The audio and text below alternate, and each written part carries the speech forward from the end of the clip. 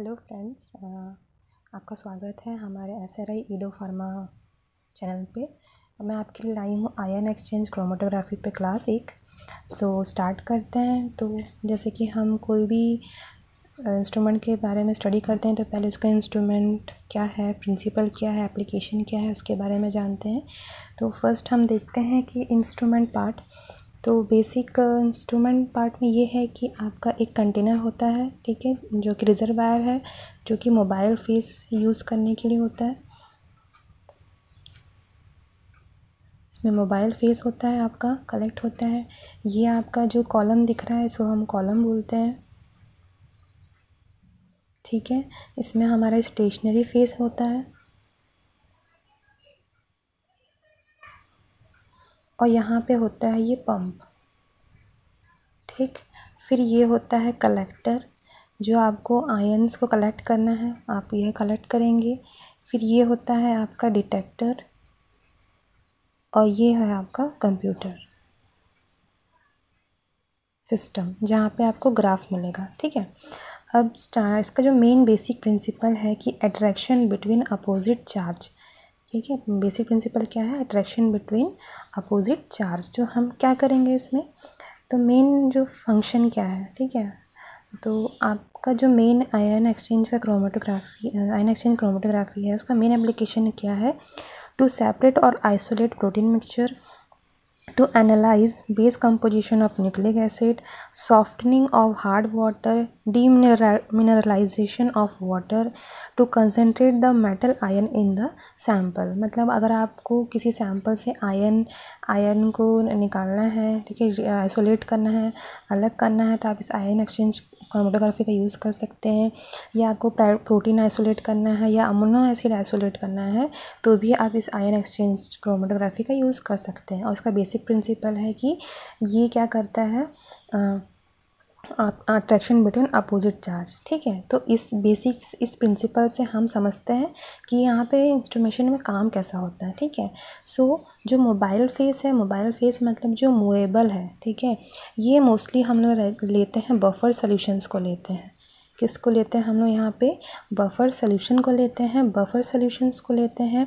और जो सैंपल होता है, अगर हमारा सैंपल जो है प्रोटीन है या अमीनो एसिड है, ठीक है, हम क्या करते हैं, उसको ऐड करते हैं। किस में ऐड करते हैं? हमारे बफर सोल्यूशन में। तो ये बन जाता है हमारा मोबाइल फेस, ठीक है। अब ये पंप के थ्रू क्या होता है, हमारे कॉलम में लोड होता है, ठीक है। बट अब कॉलम में एक चीज़ समझ लीजिए क्या क्या चीज़ होता है। कॉलम जो है, जो कि स्टेशनरी फेस है, इसमें एक एजेंट है।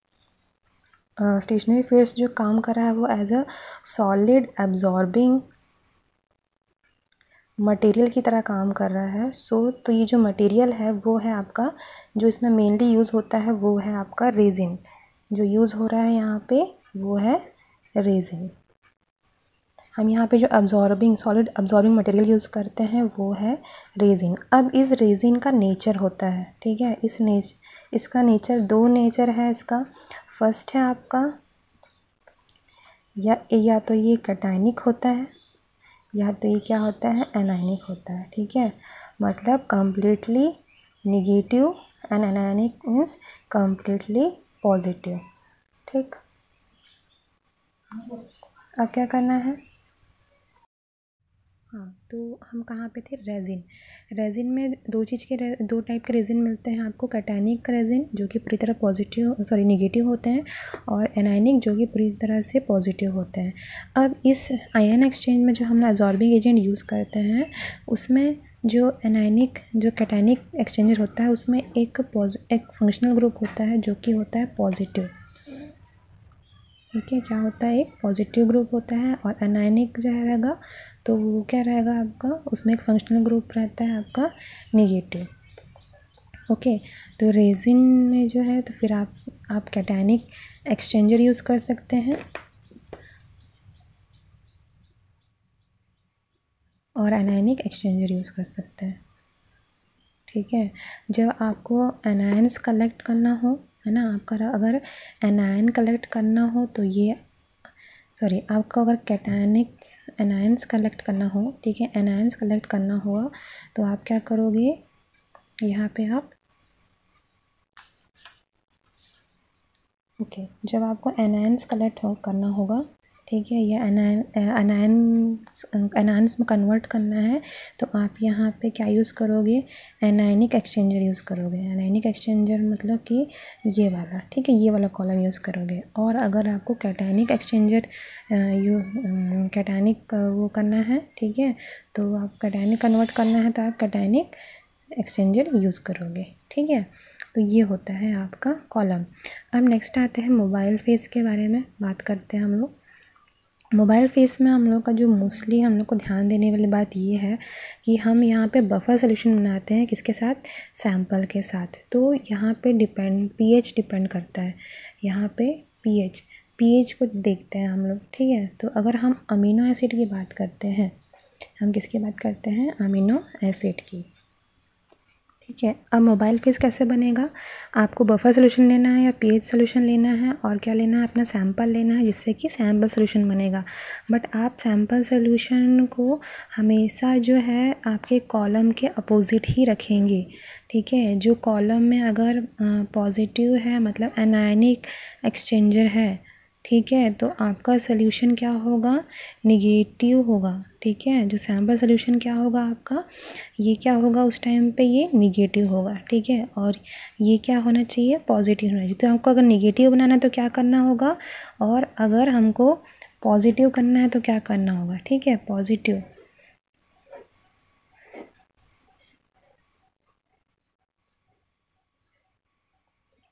जब यहाँ निगेटिव होगा, कॉलम में निगेटिव होगा, तो आपका जो सोल्यूशन है ना, सैंपल सोल्यूशन है, वो कैसा होना चाहिए, पॉजिटिव होना चाहिए। तो ये कैसे होता है, ठीक है।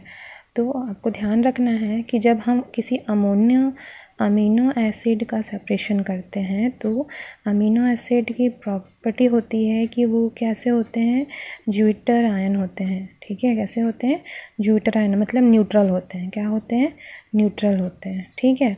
तो अगर आपको क्या करना है,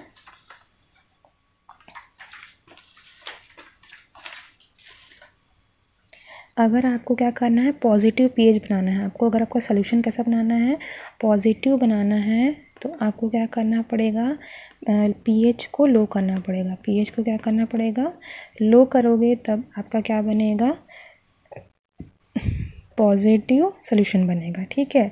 और वही आप पीएच को क्या करते हो, हाई करते हो, तो आपका क्या बनेगा, नेगेटिव सोल्यूशन बनेगा। किस केस में, अमीनो एसिड के केस में, ठीक है। फिर अगर हम बात करते हैं प्रोटीन के केस में, प्रोटीन सेपरेशन के केस में, तो प्रोटीन सेपरेशन में भी, प्रोटीन में भी एक चीज़ होता है आपका, इसमें होता है आपका, होता है आइसोइलेक्ट्रिक पॉइंट। आइसोइलेक्ट्रिक पॉइंट में सेम चीज़ आपका न्यूट्रल, ठीक है। क्या होता है आपका, न्यूट्रल, ठीक है। वही बता रही थी मैं आपको कि प्रोटीन आइसोइलेक्ट्रिक पॉइंट में, अगर प्रोटीन में प्रेजेंट होता है आइसोइलेक्ट्रिक पॉइंट, मतलब कि क्या होता है, ये भी न्यूट्रल होता है, ठीक है। अब न्यूट्रल होता है तो सेम इसमें यही करेंगे। अगर आप पीएच यहाँ पे लो करना, पीएच अगर लो करोगे तो ये सोल्यूशन क्या बन जाएगा, पॉजिटिव बन जाएगा। और अगर आप इसको नेगेटिव करना चाहते हो तो क्या करना पड़ेगा, आपको पीएच को क्या करना पड़ेगा, हाई करना पड़ेगा, ठीक है। तो इससे आपका क्या बनेगा, सैंपल, है ना। ऐसे आप क्या कर सकते हो, सैंपल को प्रिपेयर कर सकते हो, ठीक। हमने सैंपल प्रिपेयर कर लिया। अब सैंपल को हमने क्या किया, इस मोबाइल फेस के थ्रू, यहाँ से, है ना, मोबाइल फेस के थ्रू, पंप के थ्रू हमने कहाँ, कॉलम में ऐड किया। तो जो अगर हमारा जो सैंपल था वो था क्या, निगेटिव था, ठीक है। हमेशा अपोजिट रहेगा। तो हमने अपना जो सोल्यूशन जो बनाया, सैंपल जो बनाया, वो निगेटिव पीएच वाला बनाया, ठीक है। अब क्या किया, उसको यहाँ पे लोड किया, ठीक है। लोड करने पे क्या हुआ, ये पॉजिटिव जो हमने रेजिन लगाया है उसके अपने फंक्शनल चार्जेस हैं, ठीक है। और जो हमने यहाँ पे जब हमने सैंपल डाला तो उसका नेगेटिव और उसका फंक्शनल चार्ज क्या है आपका, प्लस, ठीक है। तो ये ऐसे करके यहाँ पे हर जगह इस तरीके से ये आपका मूव करेगा, रन होगा, है ना। सोल्यूशन जब रन होगा तो ये ऐसे मूव करते जाएंगे।